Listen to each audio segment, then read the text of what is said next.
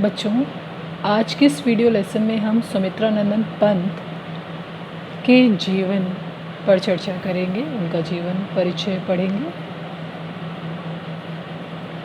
मूल नाम गोसाई दत्त और कविता किस नाम से लिखते हैं? सुमित्रानंदन पंत। वैसे उनका मूल नाम क्या है? गोसाई दत्त। जन्म हुआ सन 1900 कोसानी, जिला अल्मोड़ा, उत्तरांचल में, जो आज क्या है? उत्तराखंड। प्रमुख रचनाएं क्या हैं इनकी? वीणा, ग्रंथि, पल्लव, गुंजन, युगवाणी, ग्राम्या, चिदंबरा, उत्तरा, स्वर्ण किरण, कला और बूढ़ा चांद, लोकायतन आदि। सम्मान, किन किन सम्मानों से सम्मानित किया गया पंत जी को?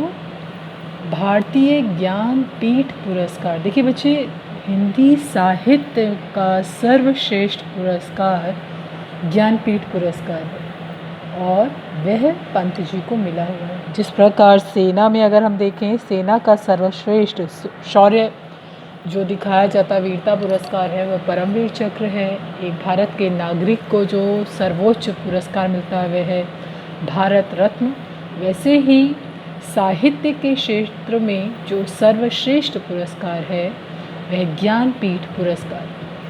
साहित्य अकादमी पुरस्कार से सम्मानित किया। सोवियत लैंड, रूस, नेहरू और पद्म भूषण भी सुमित्रानंदन पंत को प्राप्त है। मृत्यु सन 1977 में हुई। छायावाद के प्रमुख स्तंभ। छायावाद क्या? हिंदी साहित्य को हम 4 भागों में बांटते हैं।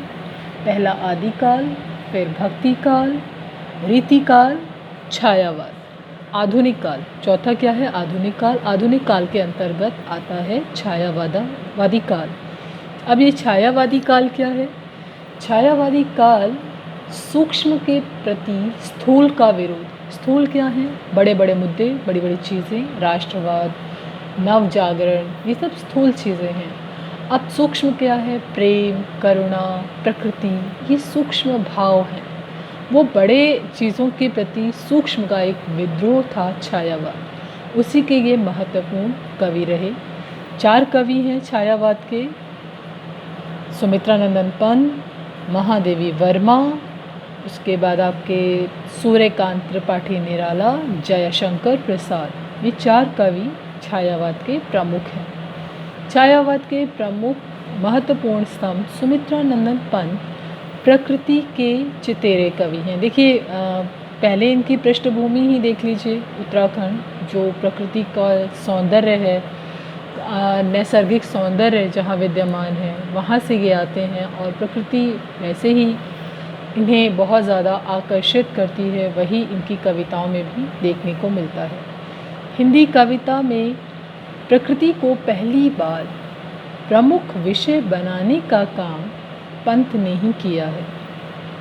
उनकी कविता प्रकृति और मनुष्य के अंतरंग संबंधों का दस्तावेज है। इनकी प्रारंभिक शिक्षा कोसानी के गांव में तथा उच्च शिक्षा बनारस और इलाहाबाद में हुई। युवावस्था तक पहुँचते पहुँचते महात्मा गांधी के असहयोग आंदोलन से प्रभावित होकर पढ़ाई बीच में छोड़ दी। अभी आपने पिछले जो कवि पढ़े भवानी प्रसाद मिश्र, उन पर भी गांधी जी का प्रभाव था। उन्होंने भी गांधी जी के जो स्वतंत्रता आंदोलन है उनमें भाग लेते हुए वे भी जेल गए थे। यहाँ पंत जी पर भी हम उनका प्रभाव देखते हैं। उसके बाद स्वतंत्र लेखन वह करते रहे। प्रकृति